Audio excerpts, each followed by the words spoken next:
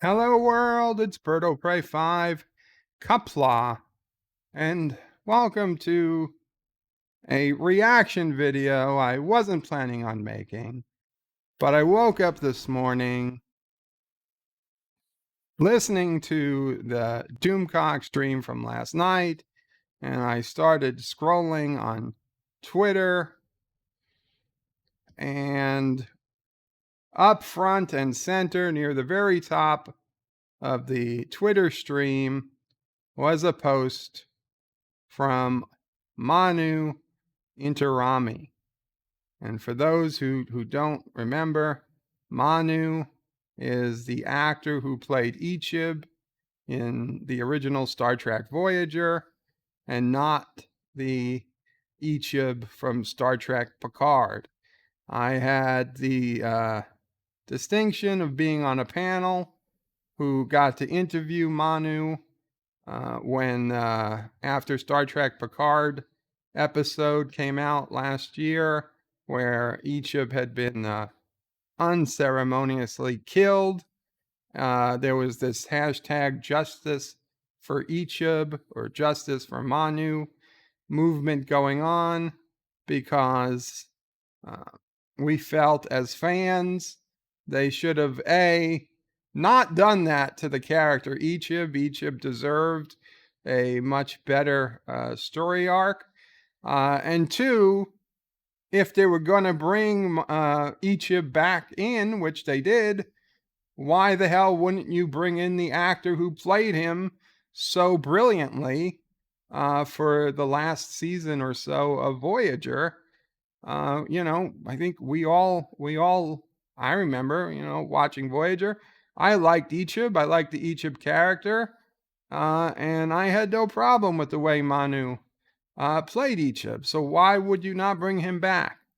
And in talking with him on this panel, we found out that there were backroom politics going on.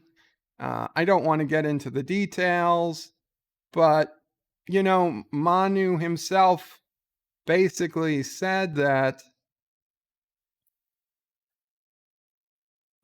he felt like he was being punished. That we don't need this. I don't need that in my ear. Manu felt like he was being punished for something he did, even though he had apologized and the apology was accepted, that the powers that be just didn't want him. And the way they killed him was like a send a message, like an FU to Manu. And it was eye-opening stuff at the time for me. And I always thought at that point that Manu would be someone who would kind of understand Star Trek is about diversity of thought and opinion as much as diversity of characters and diversity of genders and diversity of race. And by race, not only do I mean human races, but also alien races, of course. However, this was what I saw this morning on Twitter from Manu Intirami. Conservative Star Trek fans make me, and the emoji for throwing up, sick. What is it about this obviously liberal show do you think fits the right wing Christian conservatives' worldview? If you're a right winger Trek fan, you're about as confused as a fart in a fan factory. Heart emoji, live long and prosper sign. And then a graphic. What do conservatives actually like about Star Trek? For somebody who got thrown out of the Star Trek family for his diversity of thought, I had hoped for better. That said, as someone who's followed Manu on Twitter Um, I knew that my politics were very different than Manu. One of the most disappointing times was during the riots or peaceful protests that occurred in 2020. Manu was driving around, I believe it was LA, egging on protesters uh, for supporting people, throwing rocks and stones, and like yelling, "Burn the city down!" Like this was some great revolution. And it was upsetting, but I understand the man has his political opinions, and I have mine. But I don't hate him for it. I never did. And if you want to know, Manu, if you are watching this, and I hope you are, I will try to explain what it is conservatives like me like about Star Trek. Well, let's keep going in this thread. And I'm happy that this thread wasn't 1,000 people coming to Manu's defense and just parroting what he said.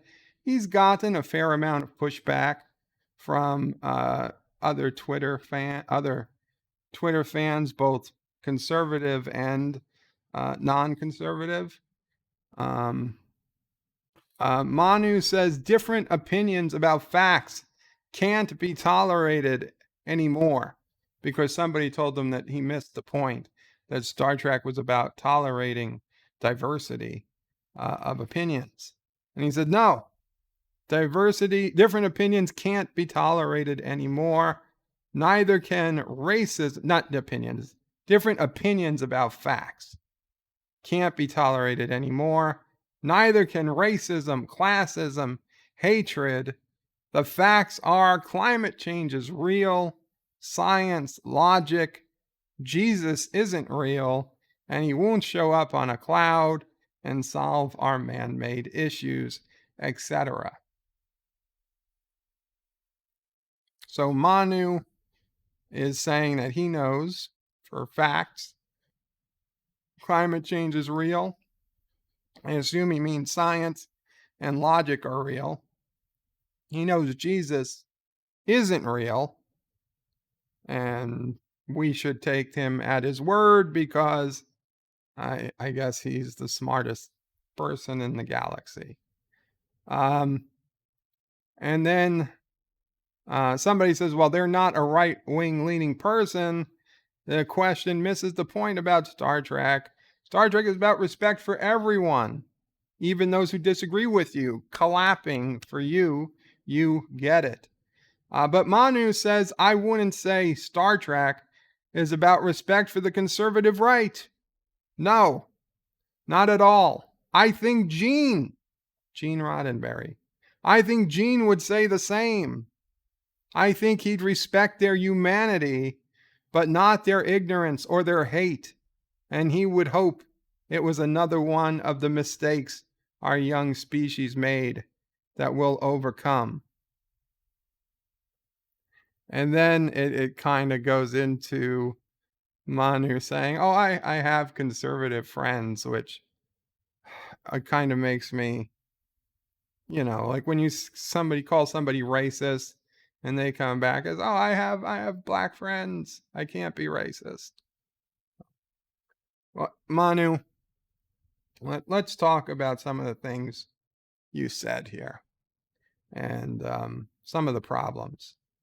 And the biggest issue, and it wasn't your doing, but you are perpetuating it.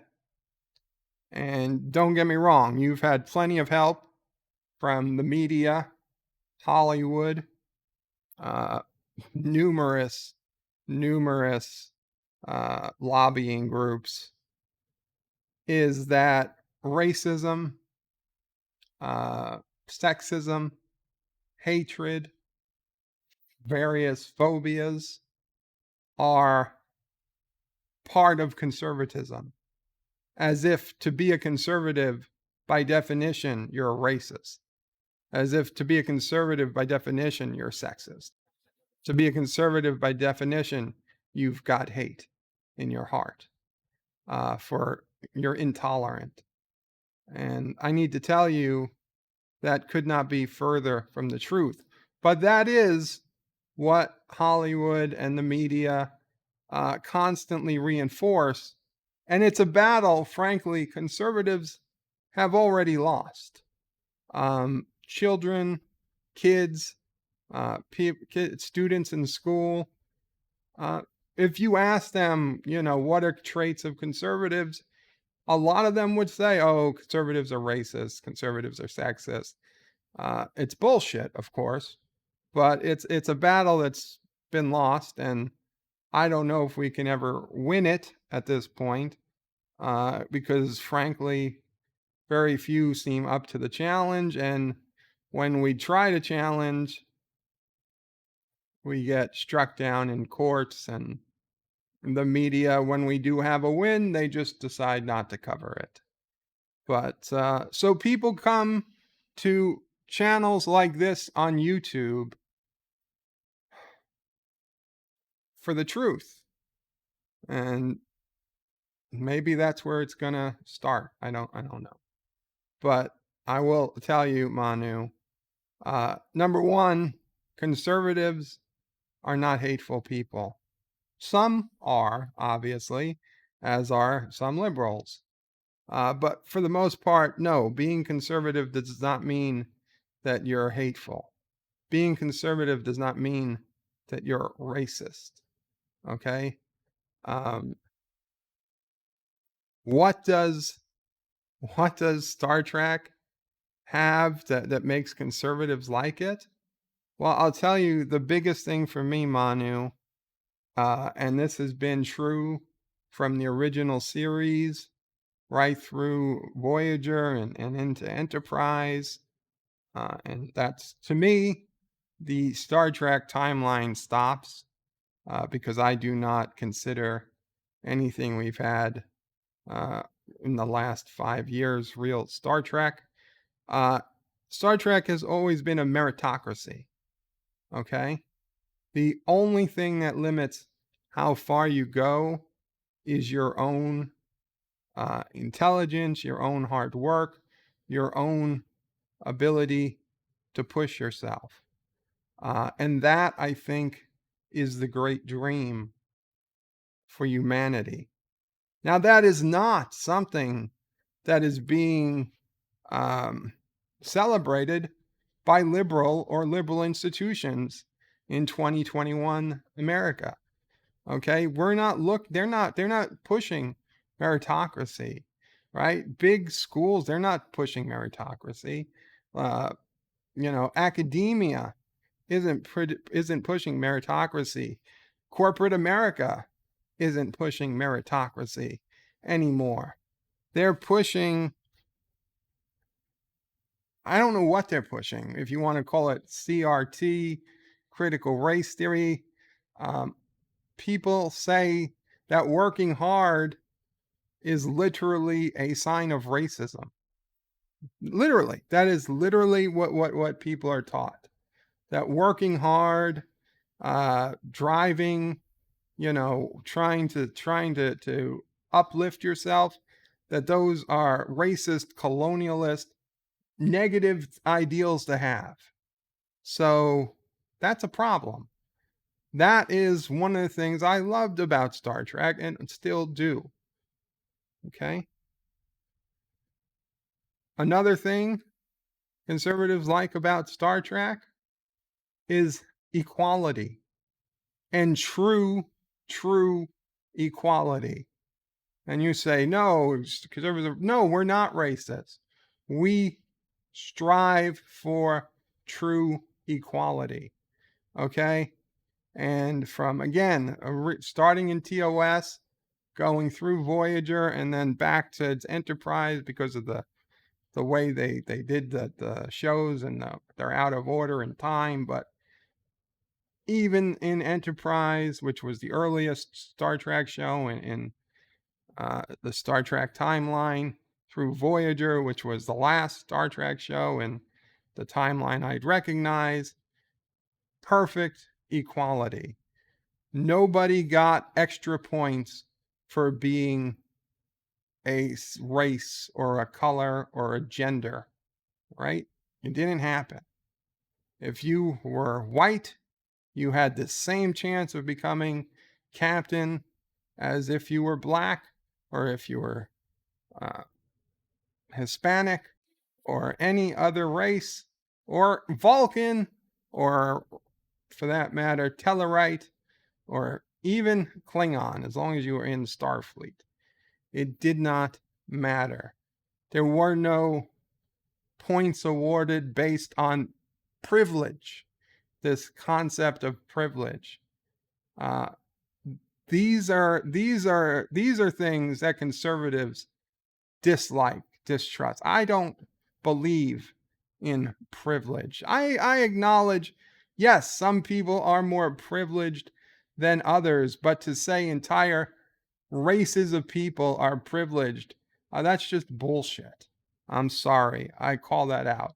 You want to have a class of kids look at each other and say, "Oh, I recognize my privilege because I'm a straight white male." Well, fuck you. I'm sorry. You could have a straight white male who's fat and ugly and smells bad and tell me that they have more privilege than an African American who's good looking and in shape and funny and nice to be around. No. Okay. Privilege is a per person thing. Okay. You could have disease, you can have physical problems, you can have mental issues. These are all part of the privilege equation. You can't just say, well, you're privileged because you're white. It doesn't make any sense to stop there. And that's not in Star Trek. And that's why, as a conservative, I always liked it. Frankly, I didn't think it was ever going to exist in the real world. But sometime between 1960 and 2020, it reared its ugly head. That's one of the other things I like about Star Trek. Um, I know that you put in here somewhere that, well, there's no more greed. Well, you know what? Yeah, conservatives today tend to be capitalists. Why? Because to date, capitalism has brought us the most advanced and best hope for humanity, for mankind, as we've ever seen. But is it a perfect system? No, it is not. When we get to a point in the future when we don't need to have money, I will be the first one to celebrate that. But we're not there yet. Okay? We don't have the ability to have infinite food. We are not a post scarcity society. Until we get to that point, we're going to have to deal with things like money. And it's just the way it is. But believe me, the day we become post scarcity society, I will be happy to say F the bank account and I will work for the good of humanity. But we are at least 100, maybe more years away from that happening. It's not that greed is essential to being conservative. To me, I mean, honestly, the textbook definition of conservative is really just traditional values. Now, you say, wow, there you go. Traditional values, those values mean racist values. Well, you can cut out the racism. We can acknowledge that things were wrong in the past, as I certainly do. This country has not been perfect. It's far from perfect. But I'll honestly say, find me a better country. I don't think you can. And if you could, then you would be an idiot for not moving there, wouldn't you? If you could say there's a country on this earth better than the United States is right now, then I ask, why haven't you put in your papers to try to get there? Are they holding you back? Will they not let you in? Uh, if they won't let you in, then they don't seem like a very nice country, then, do they? I know that more people try to get into this country than any other country in the world. It tells me we're doing something right.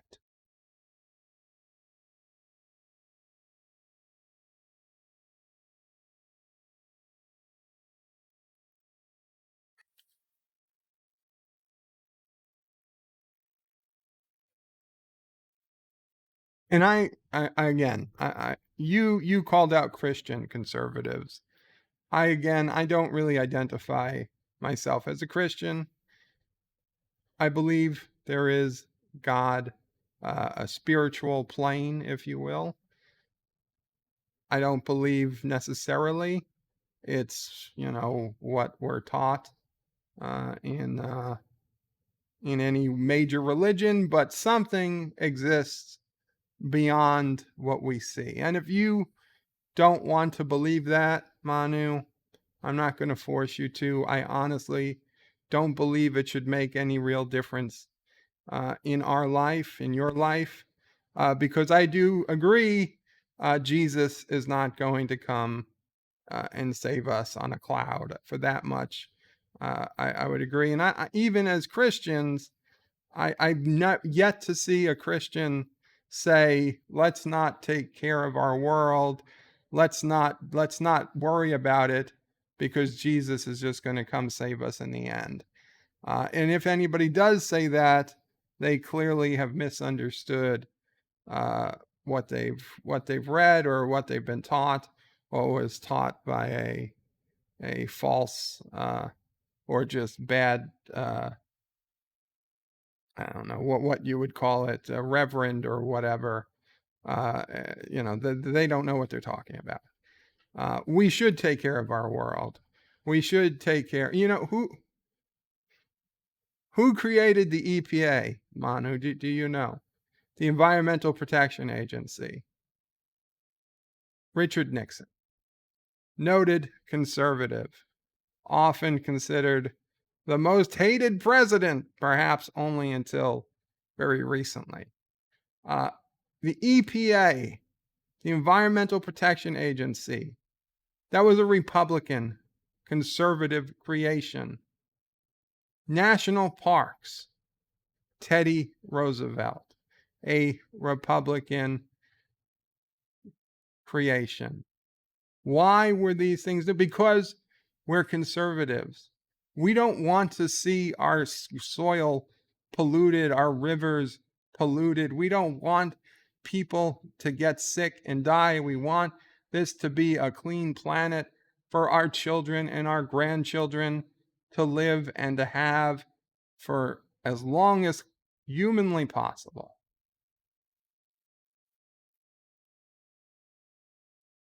Doesn't mean Democrats are evil because they didn't come up with these things. No, it doesn't mean that.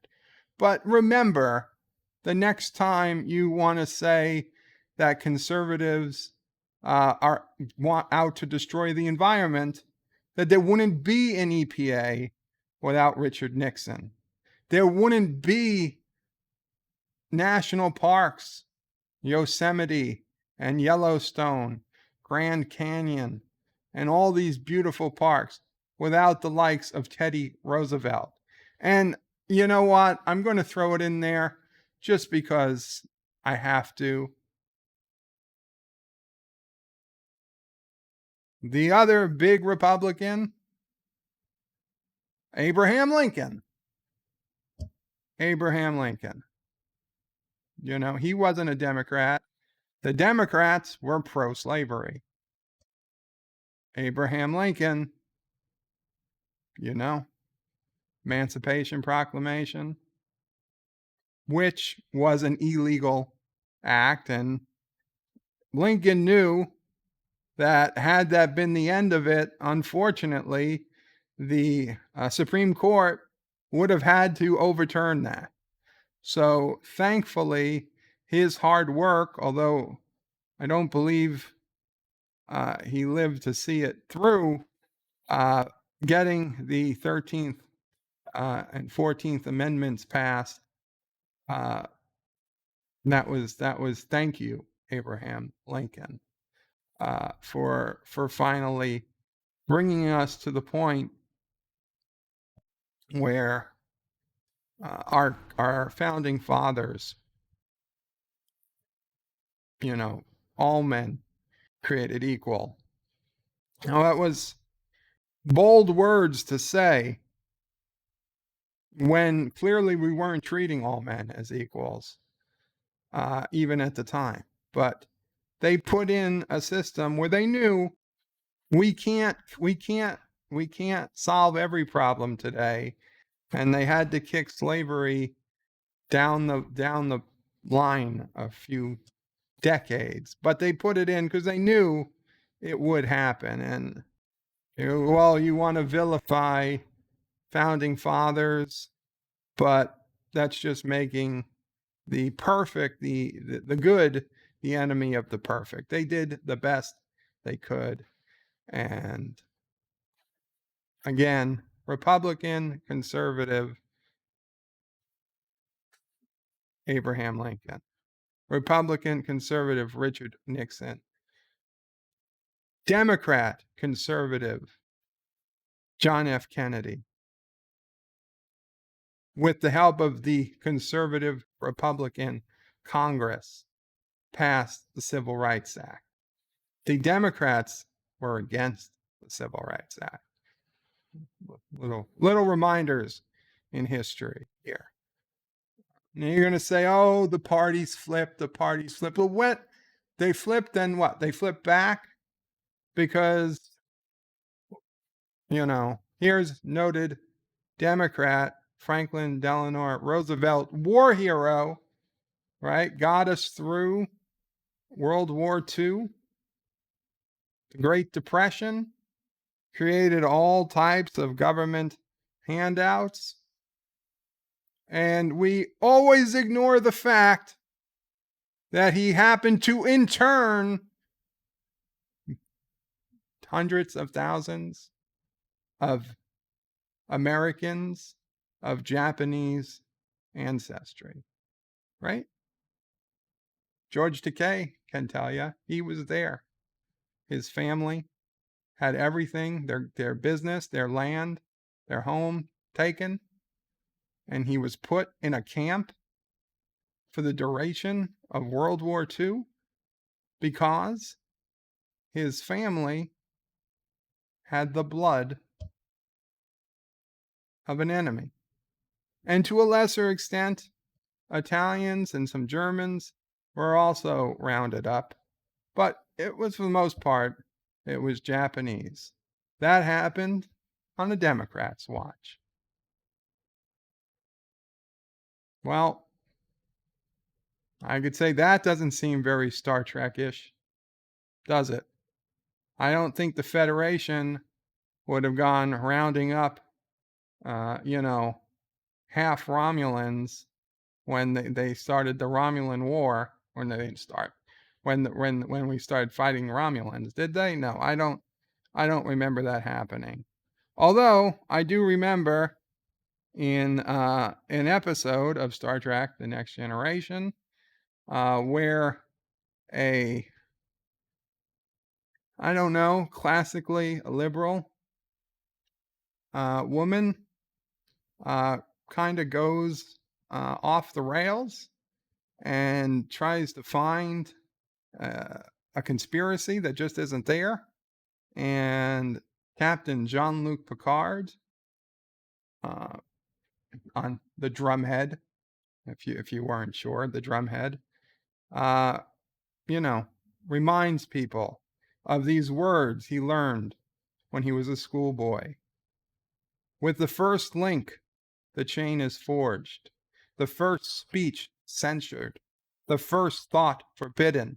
The first freedom denied. Change us all irrevocably.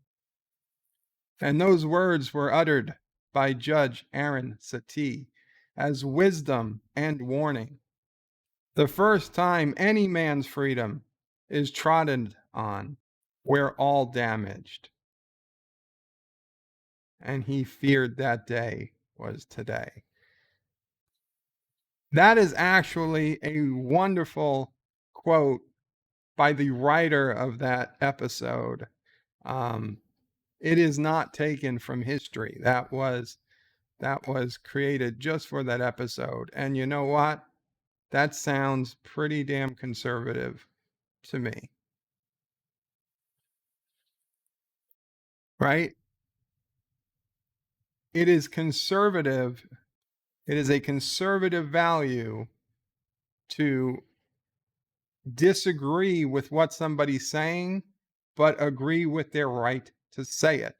Now, maybe 30 years ago, you would say, well, that was a democratic value. Maybe it was, but I was 15 years old and I was watching Deep Space Nine. I wasn't really looking at what was going on outside. Right now, I'm looking at what's going on outside my window on the news. And there are not Democrats out there saying, I respect what you have to say, or I respect your right to say what you want to say, or I will fight for your right to say what you want to say. No, it's the Republicans who are saying, the conservatives who are saying, I might disagree with you, but God damn it, I will fight for your right to say it. That is something from Star Trek, and that is something that, as a conservative, I loved. I loved the drumhead. It was a great episode. Back to TOS. One of my favorite TOS episodes, the Omega Glory. Captain Kirk and crew land on a planet. Two races are fighting. Captain Kirk finally hears some words in a half alien language, but he puts them together and he realizes what they were saying. And he goes and he picks up a piece of paper and he starts reading and talking. Among my people, we carry many such words as this. From many lands, many worlds, many are equally as good and are as well respected. But wherever we have gone, no words have said this thing of importance quite this way. And then it pans and you see he actually has a copy of the United States Constitution. Look at these words, these three words, written larger than the rest, with a special pride never written before or since. Tall words, proudly saying, we, the people.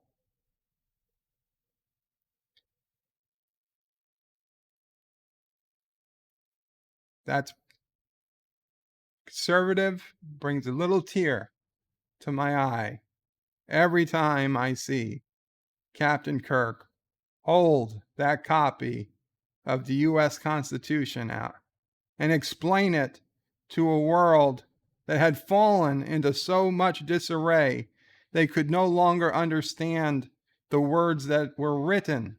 They knew it was an important document. They treated it almost as a holy document, but they couldn't understand what it said anymore. And so they had devolved into fighting over what this really meant. It took Captain Kirk to read it out loud to them for them to understand what this piece of paper says. And I tell you, that is my greatest fear. We are heading down a path where it seems like we are purposely trying to pull away to make it harder for people to read our founding documents, including the Constitution. Okay, you make it first. You don't teach people how to read cursive writing. You want to do You want to, not make English a required language. Well, how many generations are we going to be away from a United States where few, if any, people speak English, and fewer, if any, can even read cursive writing? You can say, well, the Constitution's already on Google, and Google can translate it to Spanish or whatever language you need. Well, with every translation, a little bit is lost. A period is moved, a comma omitted or added. And the next thing you know, word is dropped, a word is added. It could be completely different. When we can't go back to the original source, I think we will have lost uh, our country. But that's just me. Anyway, one final thought, Manu. You brought up Gene Roddenberry and about how you were sure Gene would be, so liberal. And he clearly would be on the liberal side of things. And I would have to point out the Star Trek original series, season 3, episode 20, The Way to Eden, which has been playing over here. And it's famously known as the Space Hippie episode, where a group of space hippies takes over the Enterprise, and they're all into free love and music and not doing what the man says. They were totally hippies of space. They're playing their music. They're using hippie languages, and Kirk is trying to run a ship, and they're like, no man, this that. It is famously thought of to be one of the worst episodes of Star Trek, the original series, though I actually enjoy this episode. So you're going to tell me that Gene Roddenberry, who was alive and obviously had a big part in creating this episode, that he was so liberal that clearly, this would be his baby. This would be what he believed in. Well, spoiler alert. They're looking for a planet called Eden. They do succeed in taking over the Enterprise. They even succeed to a point in getting Mr. Spock fascinated by their mission. Although they don't turn him by any means, but they get him interested enough. And they're all so happy, and they're singing and playing their instruments, and they find this planet, Eden, and it's like, oh my God, they were right. The hippies were right all along. Well, spoiler alert, they all died. The planet was poisoned. There were no survivors among the hippies. Oh, and it was painful too, because it was acid. They ate acid. It was the most horrifying death. So tell me again how Gene Roddenberry, who was a very flawed individual, and I have a respect for Gene Roddenberry. He helped create Star Trek, and without him, obviously, we would not have Star Trek. But Gene Roddenberry was not a god. Gene Roddenberry was a man, a by today's standards, a toxic man who had many love interests with women on the show. Good for him. But if he was so liberal like you claim, why wouldn't he give his space hippies a happy ending? I don't know, Manu, but they all died. Manu, when we were on the panel, I gave you an invite if you ever wanted to come to New York. I said you were welcome to stop by. The invitation remains open. Understand, though, we're going to have very different opinions on politics. I hope the day comes that you see that conservatism doesn't equate to hatred, that Republicans are not ignorant. There are some of all ideological backgrounds that are racist. There are some of all ideological backgrounds that are ignorant, but it's not, doesn't come with the territory. And pushing that is, you're doing the man's work. Okay?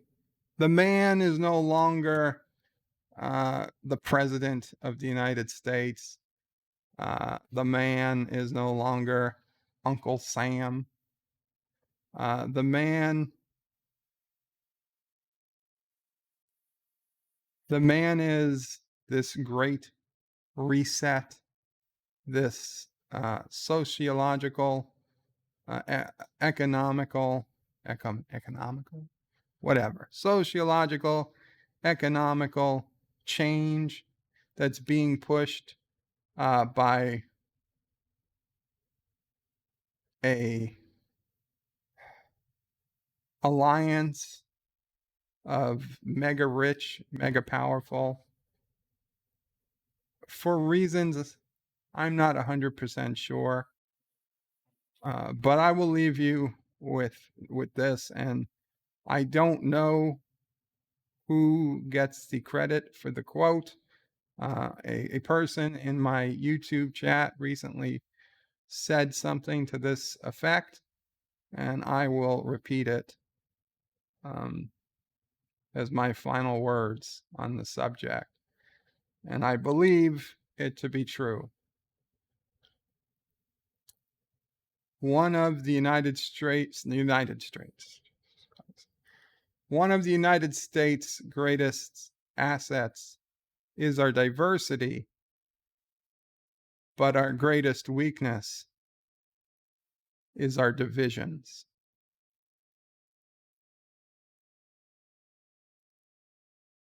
Kapla all. Take care.